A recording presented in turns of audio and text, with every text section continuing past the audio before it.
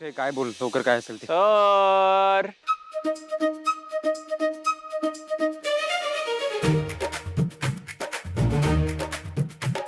मी विचारू शकतो का हे सगळं काय आहे? तुम्ही दोघे बस मध्ये आणि ते पण एकत्र. तुम्ही हा इथे काय करताय तुम्ही? आम्ही इथे तुमचं बॅड लक. Sorry sir. आणि तायडे, आज सकाळी डबा देताना तू बोलली ना मला की सरांनी नाक रगडल्याशिवाय तू ऑफिस जॉईन करणार नाही म्हणून. मग आता कसं काय म्हणजे? करेक्ट.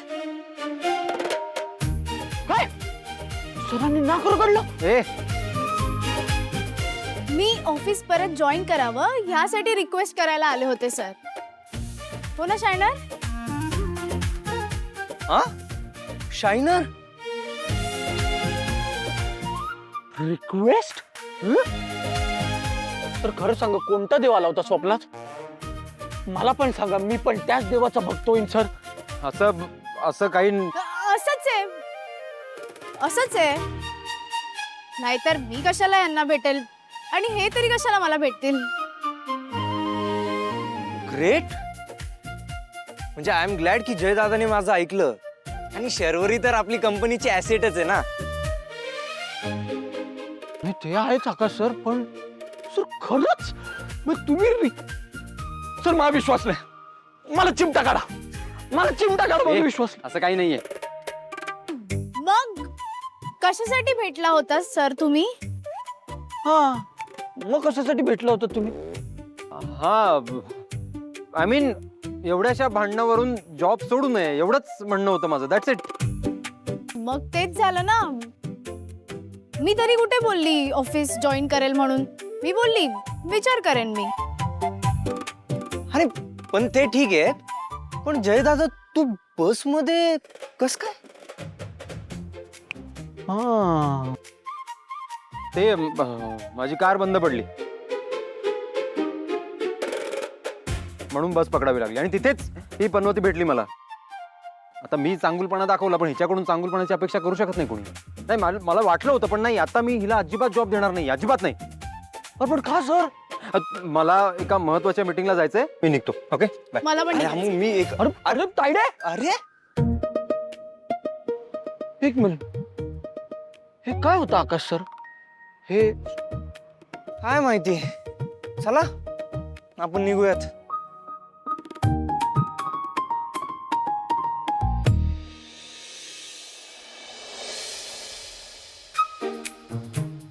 ए शायनर,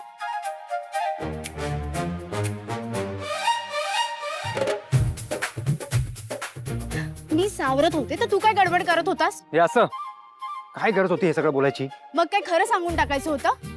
अरे मला जे सुचेल ते मी बोलून सिच्युएशन हँडल करत होती ना. तूच रायता फेलवत होतास. चल चल चल चल.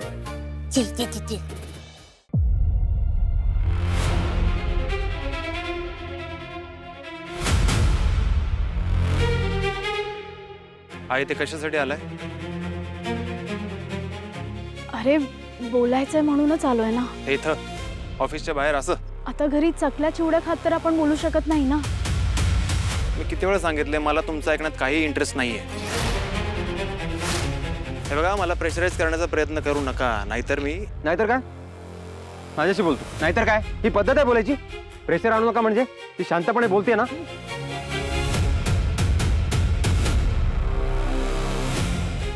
तू ना लांब उभा राहा. तो काही नाही करत आहे. तू थांबणार आहे बाबा जरा लांब. हे बघ गौतम, ऐक ना प्लीज. सिरियस मॅटर आहे म्हणून आम्ही इतका वेळ आलो ना बोलायला. मला माहिती आहे की आता आशुताई तुला आवडते, तू तिच्यासोबत लग्नाची स्वप्न पाहतोयस. पण मला सांग, अशा नात्याला अर्थच काय जिथे समोरची व्यक्ती दुसरं कोणावर तरी प्रेम करते? तुझ्या बायकोचं तुझ्यावर प्रेमच नसेल तर कसं संसार करणार आहेस तू?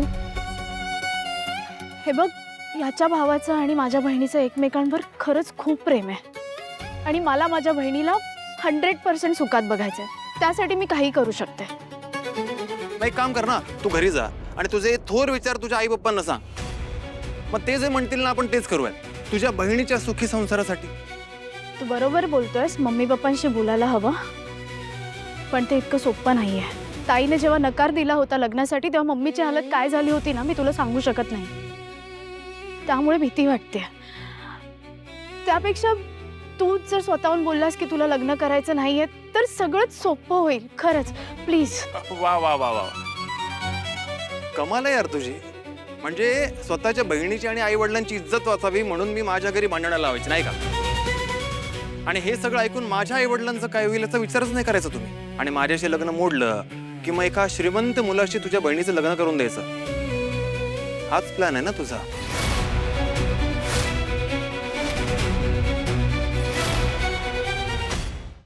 नाही गौतम, तू समजतोयस तसं काही नाहीये. मला समजतच नाहीये काही. तुम्ही डायरेक्ट आता माझ्याकडे म्हणता लग्न मोड. म्हणजे इथे मी आसावरी सोबत साता जन्माच्या गाठी जोडण्याचा प्रयत्न करतोय, स्वप्न बघतोय, आणि तुम्ही माझ्या इमोशन्सचा खेळ करून टाकला यार. काय काय कसं बोलू मी तुमच्याशी? आता मी जे बोलतोय ना शांतपणे ऐक. प्रश्न तुझ्या एकट्याचा नाहीये, आसावरीचा आणि गौतमचा सुद्धा आहे. एक घाव दोन तुकडे मलाही करता येतं, पण जोर जबरदस्ती करून काय होणार आहे? हे बघ, तू आम्हाला हेल्प करशील तर तुला तुझ्या करिअरमध्ये तुझ्या लाईफमध्ये जे काही हवं असेल ते सगळं मी देईन तुला. हा गुंता शांतपणे सोडवावा यासाठी हे सगळं सुरू आहे, नाहीतर दुसऱ्या पद्धतीने सोडवणं अवघड नाहीये मला. अच्छा, मरायला निघालेल्या भावासाठी हात पसरवायला आलायस ना रे माझ्याकडे?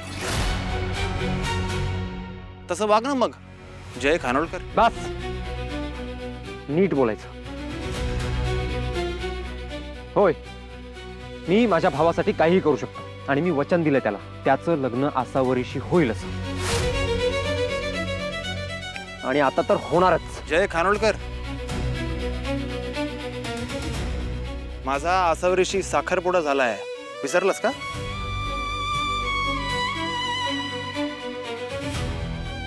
तुला काय वाटलं रे? थोडा पैशांचा माज दाखवला, आवाज चढवला की हवं ते मिळतं नाही का? तुला काय करायचं ते कर. मी आता हे लग्न मोडणार नाही.